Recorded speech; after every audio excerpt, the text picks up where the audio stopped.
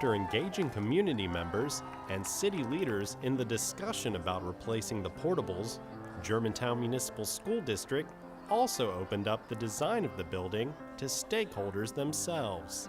We like to say that we didn't design this building, teachers designed this building, parents designed this building. And this was our first real opportunity as a district where we could design the type of facility that was not just going to provide the status quo, but the facility that was going to move us into the 21st century. As a teacher, I feel like we really worked in some of the things that the rest of the teachers were wanting. I thought it was a great experience working with the community on this project. Not often do you get a chance to have a community that is so pro-education.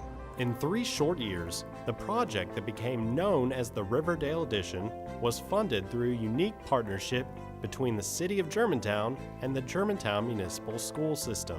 One of the things that came up a lot in our workshops with the community is they didn't want it to look institutional. What we wanted to do is create a transparency from the inside to the outside, the outside to the inside. I mean, they included landscaping. I mean, it looks nice. It is unique for us and different with the security aspect because our setup before, once someone was buzzed in the building, they had access to everything. Now as they walk in the first set of doors, they'll be buzzed in another door into the waiting area, which is beautiful. One of the saddest things as a teacher to come in when it's dark during the wintertime and leave when it's dark.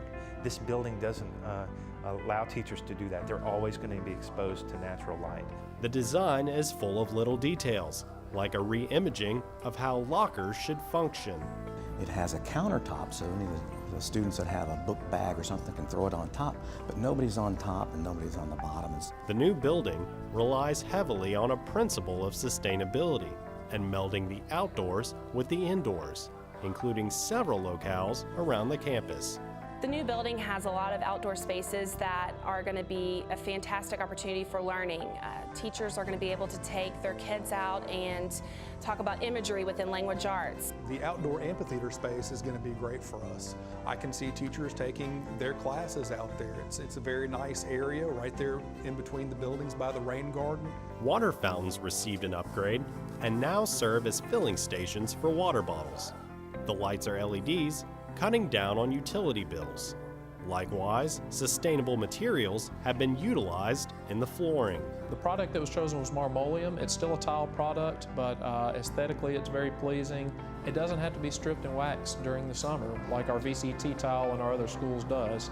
If you do LED lights on the front end, there is a tremendous savings in value on the back end on your utility bills and your maintenance cost and your replacement of those lights. This classroom allows multiple light settings for the teacher so that they can dim depending on what activity they're doing. They can really change the mood of their lesson. Also, some really unique features where you can daylight harvest, set timers, so we're going to have a tremendous utility savings. While the building is full of innovations, perhaps the most compelling design shift can be seen in the classrooms, where the facility provides a backdrop for a new generation of teaching and learning.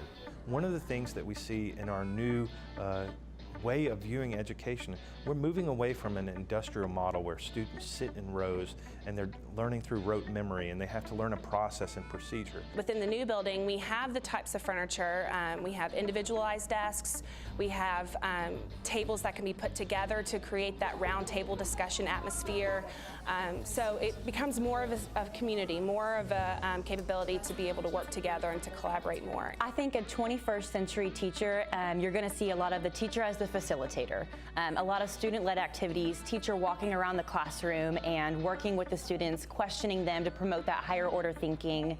In addition, the seating areas out in the hallway are great as well, that you can take a small group out into the hallway and work out there, and there's even plugs out there and they can plug up their devices if they need to charge out there as well. It's this little bar in the classroom where you can sit, it's away from the other part of the class, and you can sit there with like an iPad or computer, and it's nice to, it's just away from the class, so you can have your own little lesson over there. We have the flat panel televisions with the Apple TV in every classroom, which will be great for the teacher. When they're creating assignments in the classroom on their devices, the teacher can throw that one student's computer screen up on and project it up onto that television. They're going to see improved wireless technology. This is not the traditional teacher's lounge where you'll find the couches that are covered with plastic where teachers can go have their cups of coffee and just rest in between classes.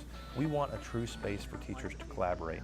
The building not only replaces the 23 portables with 21st century classrooms, but it was clear that there were other needs in the community to be addressed. This new Riverdale expansion is going to open up doors and possibilities for our Parks and Rec department. So one of the things that this new gym does is it increases the space that Parks and Rec has for all of their leagues. And so we were able to get a nice hardwood gym floor down in there. We've got the basketball goals, which in addition to being able to put them up in the ceiling, they are height adjustable just with the turn of a key. To have the seating all on one side just logistically will be great for us, and to have a dedicated concession area to keep traffic away from the court during the game will be very, very nice. I would be very excited if there is a full house for a game or something. It would be a great area. We also think we're providing services for adults.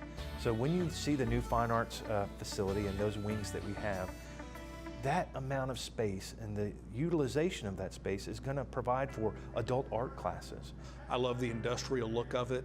The lighting in there is great. Created an outdoor patio, an art patio, to where students can actually go outside and do artwork. The space feels like it's an art studio. Tall, volume, high ceilings that are monochromatic, but then so the students' artwork is really what's on display. Certainly living in a portable, the music classes, we're really looking for something that was unique. And so what we did for them was provide them things that they didn't have and that they really needed. We have large areas for instruments, and both the band director and the chorus director have offices that are attached to their classrooms. There's enough space that we can get xylophones out, and we can have a group of xylophones over here, and then the drums can be over here without feeling like they're sitting on top of each other. We have large space for whole group instruction, but we also have 3 smaller practice rooms that allow for the teacher to go in the room with those students and really work with them on individual pieces. So we have the historical science lab that has the set blacktop tables that are resistant to chemical burns and stains, and we have gas that if they're using Bunsen burners, and water if they're doing a water lab. We have that traditional science lab. But we also have a larger space that's connected to it that is a true maker space. It's a true STEM lab. So if you're working on a robotics project, you can have the tables in there and be working, or if you need the space to be able to do something down on the floor, the tables can be moved very easily and you have that space. So much more bigger, it looks so much more organized. It looks like a real science lab. My favorite space in the Riverdale expansion is the multi-purpose room. It is the heart of the school. It allows the old school to connect to the new. The middle school students can now have a split lunch schedule. Having a K-8 model is a wonderful model for students, but it also poses some challenges for the school district. This multi-purpose room, it allows those middle school students to have a completely separate lunch schedule from the elementary school students. I can see that being a good space for our orchestra teacher to take the orchestra in to be able to play. I can see that being a great area for additional STEM activities if you want to go in and race your cars that you've built or fly your airplanes that you've built. Surrounding the campus, new parking lots and a plan for efficient site circulation were added. We always want to be good stewards of the roads. We've doubled the amount of queuing pattern that cars that we can pull into to allow students to exit and enter the building. All the light fixtures that are in the parking areas are cutoff fixtures, low LED dispersion, so you have good light quality, but you don't have bleed on the neighbors. We're putting back green space, we're putting back a preschool playground, we're putting back basketball court, so that you have a site that really flows. I just want to say thank you to everyone who played a role in the development of this new expansion. This was a new partnership for how the school district was going to work with our commissions, with our board of mayor and aldermen, with all of our city officials. How are we going to work together to design something special? One word could describe it all: wow. No offense to the old school, but it looks nothing like the old school. It's just all fresh, it's all new, it's all up to date.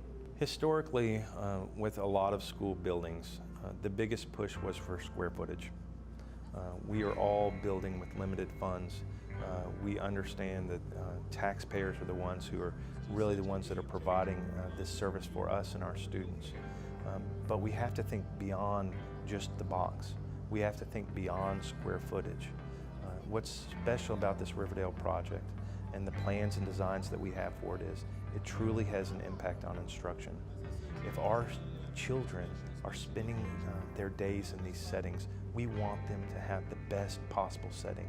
We want them to have every advantage so they are going to succeed academically, emotionally, socially, so they can grow as individuals. That's what we get at this Riverdale expansion.